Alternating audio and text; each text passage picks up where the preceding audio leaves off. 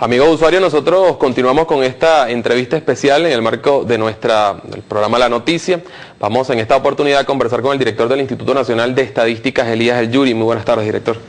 Buenas tardes, Luis. Bueno, en primer lugar, por supuesto, quisiera consultar su opinión acerca de lo que ha sido la medida fundamental anunciada por el gobierno bolivariano el día de hoy, la unificación de las tasas de cambio a 4.30 por dólar. ¿Cuál es la percepción que usted tiene de esta medida y el efecto que, por supuesto, va a tener sobre nuestra economía? Bueno, mira, en primer lugar, uno de los elementos más importantes que tiene esta medida de unificación cambiaria radica en que logra eliminar toda una serie de problemas que genera el cambio múltiple, que se presta inclusive a elementos hasta de corrupción, y que permite unificar el cambio de una manera tal que puede ayudar a que el proceso de clarificación en la política cambiaria sea mucho mejor. Es importante, digamos, destacar que indudablemente que habrá un efecto en la cual la economía se ajustará paulatinamente en aquellos productos que pasen de 2.60 a 4.30, pero hay una garantía que puede tener el pueblo venezolano, que este es un gobierno que su elemento esencial en su política es una política de un alto contenido social, un alto contenido humano, y donde cualquier medida que se tome siempre lleva todas las precauciones en cuanto a una política social, la cual compensa cualquier problema que puede generar cualquier medida de tipo económico. Durante la rueda de prensa que se ofreció el día de hoy, usted hizo referencia al tema del desempleo. Hay cifras bien alentadoras para nuestro país en cuanto a este indicador. Si pudiéramos reiterarlas y bueno, informar al país acerca de cuáles son esas cifras que ya se manejan en lo que es el desempleo en el mes de diciembre. Bueno, fíjate, podemos observar en la lámina que le estoy mostrando que el desempleo, bueno, descendió en el mes de noviembre a 7.7, y las cifras preliminares que tenemos ya para el mes de diciembre indican que va a estar por debajo de 7%. Esto es un elemento muy importante y es producto de la política social que viene desarrollando el gobierno. Fíjate que es interesante ver cómo una variable, por ejemplo, como es el desempleo, se mantenga en estos valores cuando la economía cayó 3.2 en el año 2009, y hoy el Banco Central acaba de dar la cifra del año 2010, donde hay una caída aproximadamente de menos 1.9. Claro, cuando uno analiza la economía venezolana vemos cómo ya estamos saliendo de la crisis de la recesión, porque al principio del año la economía había caído un 5.2%, bajó un menos 1.9%, luego bajó a menos 0.4%, y en el último trimestre, bueno, debe estar cercana a 0, me imagino, y bueno, y está cerrando el año en menos 1.9, la cifra, digamos, preliminar. Esto ya lo ajustarán definitivamente hacia febrero. Esto es bien importante, porque a pesar de esta caída de la economía, el empleo tiene un comportamiento realmente estable y está llegando a una tasa por debajo del 7%, que a diferencia, por ejemplo, de los países desarrollados, en el caso de Estados Unidos, no han podido bajar del 9.8% del desempleo, y los 8 millones de desempleados que generó la crisis todavía están sin trabajo. Y en Europa, por ejemplo, países como España, el desempleo está casi alrededor del 20%. Ahora, ¿cómo se puede explicar eso, no? Que se haya una contracción de la economía de 1,9 y se reduzca en más de 3% el desempleo. Es decir, ¿qué políticas se generaron para que eso se pudiera dar de esa forma? Bueno, precisamente esto tiene que ver con la protección que ha habido a los trabajadores en general durante todo este tiempo. Es decir, abrió un decreto de inamovilidad, han habido toda una serie de elementos del gobierno que ha ido absorbiendo toda una serie de empresas como Agroisleña, etcétera. Todas estas cosas están contribuyendo a mejorar el trabajo de manera importante. Y lo más importante que tenemos que ver es que se están haciendo grandes inversiones. Esta mañana lo decía en la rueda de prensa el doctor Giordani, hay un promedio alrededor de 15.000 millones de dólares del convenio China-Venezuela que se están invirtiendo y se van a invertir en infraestructura, en economía agrícola, en diferentes, en la siderúrgica, etcétera, en trenes, etcétera. En la economía venezolana. Todo esto va a potenciar el desarrollo de la economía y en consecuencia para el próximo año también va a mejorar el empleo. Es decir, que estamos viviendo una etapa en la cual hay elementos de inversión que van a potenciar el crecimiento de la economía venezolana. Ahora, cuando hablamos de empleo, ahí hay que hablar también del impacto o la proporción que tiene dentro del empleo en el país, dentro de la economía de nuestro país, el empleo informal, así llamado, ¿no? ¿En qué orden está, en qué porcentaje está? Bueno, mira, desde que el presidente Chávez llegó en el año 99, la cifra del empleo formal, el empleo formal se encontraba alrededor de un 48, 49%, ha venido subiendo alrededor de un 56%. En cambio la informalidad, que estaba alrededor del 51, 52%, ha venido bajando hasta el 43%. Es decir, que durante todo este periodo de estos 10 años ha habido una mejora de la calidad del empleo. Si ciertamente logra disminuirse por debajo del 7% el desempleo, cuando se tengan ya las cifras consolidadas del mes de diciembre, ¿cuál sería la expectativa para el próximo año? Mira, la expectativa para el próximo año va a ser muy positiva, ya que el plan de inversiones que tiene planteado el gobierno en distintas áreas, en el área eléctrica, en el área siderúrgica, en la petroquímica, todo lo que son todos los proyectos del área agrícola, muchos de ellos financiados con el proyecto, el convenio de China con Venezuela, que es una inversión realmente bastante elevada, y además, bueno, vamos a tener precios del petróleo que han estado en un valor bien importante y van a permitir realmente que la economía se reactive de manera importante, tenga un crecimiento mínimo del 2%, y eso indudablemente va a contribuir a que mejore la calidad y la cantidad del empleo. Director, dentro de los programas sociales que maneja la Revolución Bolivariana, que ha implementado el gobierno revolucionario, tal vez los más importantes han estado dirigidos al área de la educación, Misión Robinson Rivas, Misión Sucre, distintos mecanismos que se han creado para educar a nuestro pueblo. El impacto que tiene la formación, la capacitación dentro del empleo, justamente para disminuir el índice de desempleo, ¿cómo influye un elemento en el otro? Bueno, mira, inclusive la parte de la educación es una variable importante, no solo para el empleo y mejorar la calidad del empleo y mejorar la producción, sino inclusive para disminuir la pobreza, para disminuir la desigualdad. Porque en la medida que la población se va preparando, va teniendo mejores condiciones para poder afrontar los problemas y para poder avanzar en un proceso de cambio como el que tiene planteado nuestro país. Nosotros podemos ver en un gráfico que tienen allí sobre la pobreza, cómo pasa algo parecido cuando vemos la pobreza extrema. En ese gráfico, la pobreza extrema bajó de 7,3 a 7,1 entre los 2 años cuando la comparamos.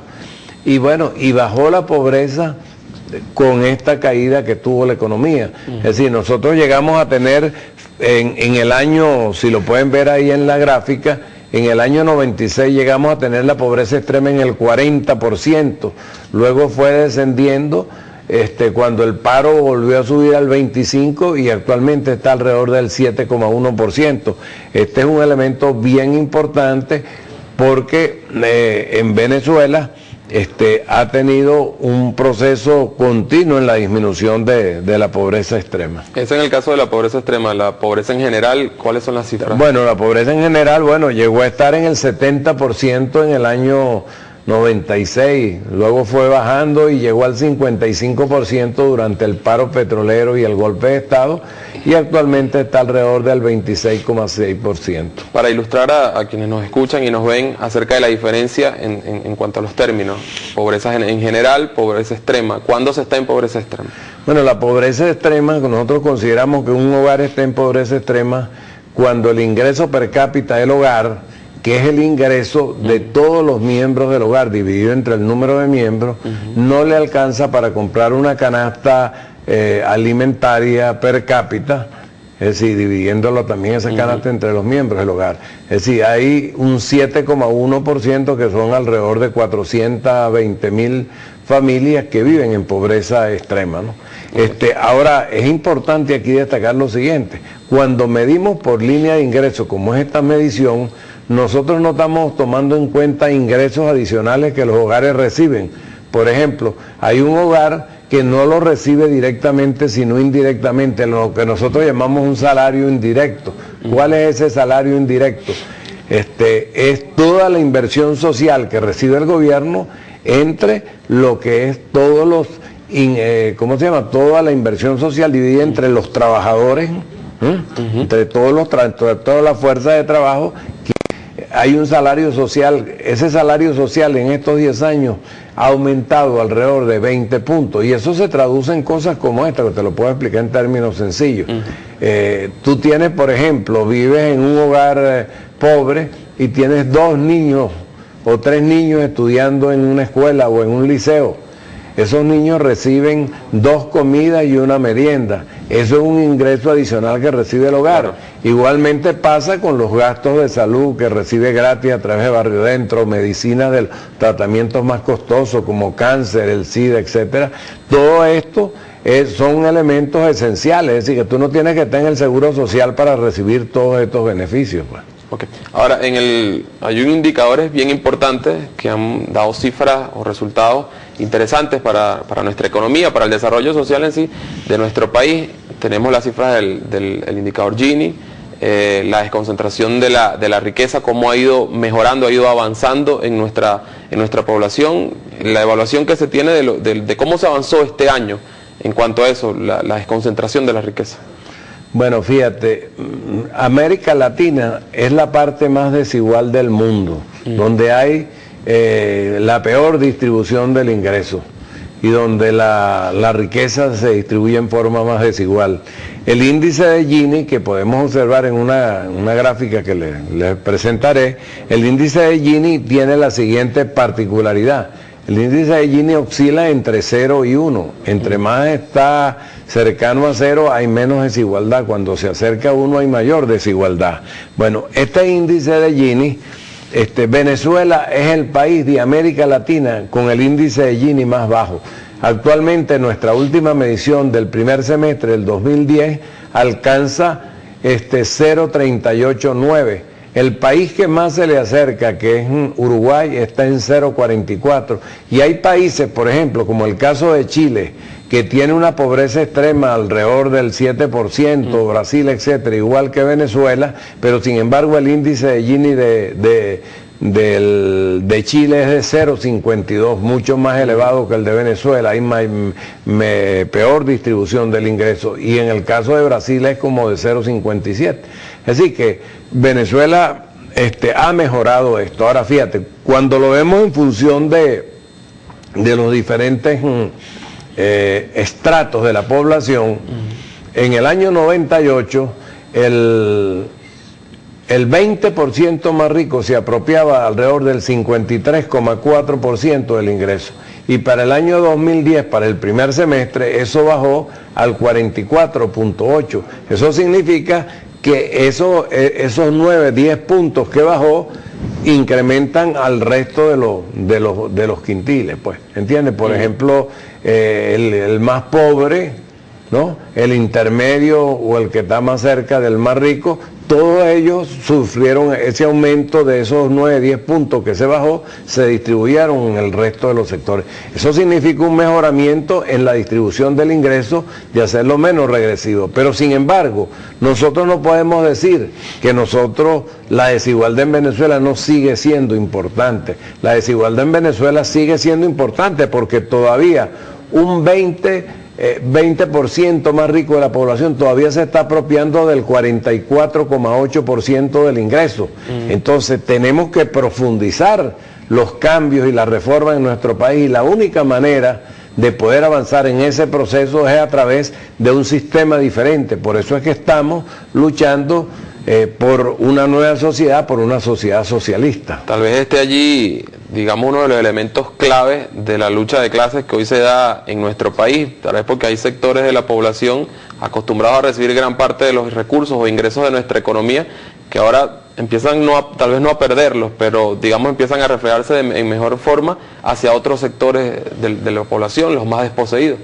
Claro, es que fíjate, es que en los países inclusive capitalistas, desarrollados, la distribución del ingreso hay veces no es tan desigual, ¿no? Tú tienes países inclusive como Suecia, Noruega, donde no llegan a apropiarse del 44%, pues hay veces el 30%, a pesar de que son países capitalistas. Es decir, aquí es grosera en los países de Latinoamérica.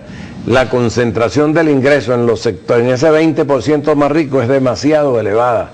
Inclusive hay veces hasta el 10% más rico se apropia hasta del 30% en algunos países. ¿Cómo continuar abriendo esa brecha, o mejor dicho, cerrando esa brecha entre los más pobres y los más ricos? ¿Cómo avanzar hacia niveles más igualitarios, tal vez? Claro, indudablemente que eso se tienen que profundizar las medidas de distribución del ingreso, hacer que la renta que se ha ido distribuyendo, esa renta del país se ha ido distribuyendo de manera importante, pero todavía no es suficiente. Entonces hay que profundizar los cambios que permitan que los sectores de menos ingresos puedan aumentar su participación dentro de lo que es el ingreso nacional. Director, tiene usted allí un elemento importante, el índice de desarrollo humano, que mide varios elementos importantes, ¿no? Salud, educación. Si pudiera usted explicarlo y mostrar, bueno, la lámina para que los venezolanos observen cómo de alguna manera se ha ido avanzando en este sentido. Bueno, mira, yo antes de mostrar la lámina quisiera rápidamente explicar lo que es el índice de desarrollo humano. El índice de desarrollo humano es una medida que surge por la necesidad de utilizar algo diferente al ingreso, pues, porque normalmente una de las formas de medir la forma de la desigualdad y la distribución era solamente a través del ingreso. Aquí con el índice de desarrollo humano se va a un índice compuesto en el cual se incluye la variable de salud, que se mide a través de la esperanza de vida, que en Venezuela es alrededor de 74 años en promedio. Luego el logro educativo, la parte educativa, que antes se medía con la tasa de alfabetismo y la matrícula combinada. A partir del 2010 hubo un cambio que luego lo explicaré, ¿no? Y luego el tercer factor era el ingreso per cápita, que medido en dólares PPA, que se cambió por el ingreso nacional disponible. Ahí la diferencia es que fundamentalmente el ingreso nacional disponible incluye la remesa. Ahora, ¿qué pasó? Este año, esa metodología que cambió el PNUD, la organización a nivel de las Naciones Unidas, cambió la metodología para medir el índice de desarrollo humano. Entonces, lo que era fundamentalmente el problema central de una discusión que hemos tenido con los que elaboraron el informe, no con el PNUD aquí en Venezuela, sino con los que elaboraron el informe allá, que fue un equipo que coordinó Francisco Rodríguez, que era el jefe de Economía de la Asamblea Nacional, y que luego se fue del país. Bueno, ese informe que él coordinó, donde cambiaron lo que era la tasa de alfabetismo por las personas de 25 años y más, los años de escolaridad de esas personas, resulta que ellos usaron cifras que eran estimaciones de dos profesores muy famosos, pues, y de gran preparación, que hicieron un informe con estimaciones.